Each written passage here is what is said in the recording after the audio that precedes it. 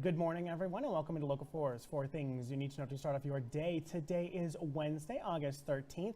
My name is Ian Mason, and we've got some developing news this morning. Let's go ahead and check out our top story. Back in January, we reported about 6 people being arrested in connection to a sex trafficking investigation at the America Inn near I-80. Later, in March, those 6 people were formally charged in federal court.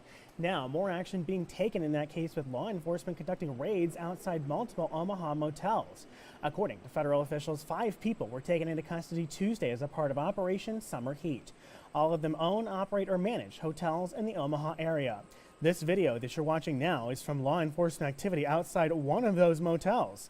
A news release from the U.S. Attorney's Office sent after a media briefing on Tuesday afternoon said 10 minors, many younger than 12, and 17 adults were rescued from labor trafficking as a result of the operation.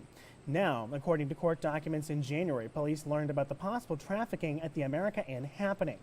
An undercover officer went to the motel where he contacted 2 girls in a hallway. An affidavit says the girls were underage and taken to Project Harmony, where they both said they were trafficked. Though through those interviews, they learned the girls were brought to Omaha. We'll continue to track this here all day. And the UNK Chancellor Neil Schnorr sent out a letter on Monday stating that the university would be facing a $4.5 million budget shortfall across a 2-year period, something they cannot ignore. Since July 1st, Schnorr says he has engaged the leadership team in an evaluation of UNK's budget and obligations. He says revenues are lagging and expenses are escalating. Schnorr says they will critically evaluate every area of their finances. This approach will be to prioritize revenue growth by using all means to make strategic reductions. And Grand Island Public Schools back in session starting today, and they have a great list of resources and tips to get students ready for their first day back.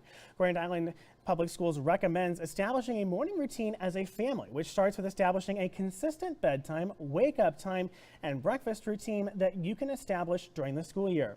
Next, they recommend you map out your plans for picking up and dropping off your kids. GIPS recommends families walk or ride together to school and leave a little early to anticipate an increase in traffic.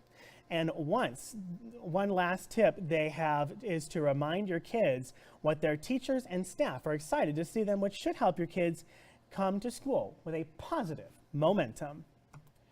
And let's go ahead and check out the forecast for today. Temperatures maxing out in the high 80s, even low 90s today, depending on where you are. We have a couple clouds, a little bit of fog early this morning.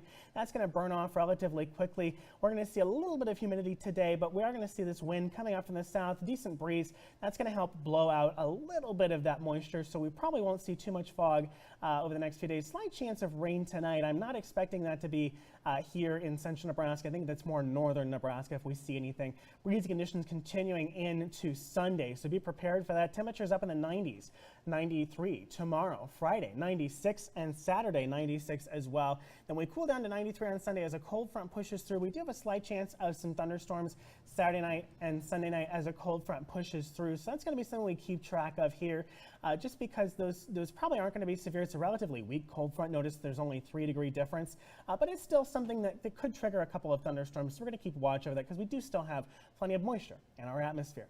That is going to do it for me today. Thank you so much for watching Local4's 4 Things You Need to Know to start off your day. My name is Ian Mason. You can catch the latest news right back here at 11:30, 5, 6, and 10. Have a great one.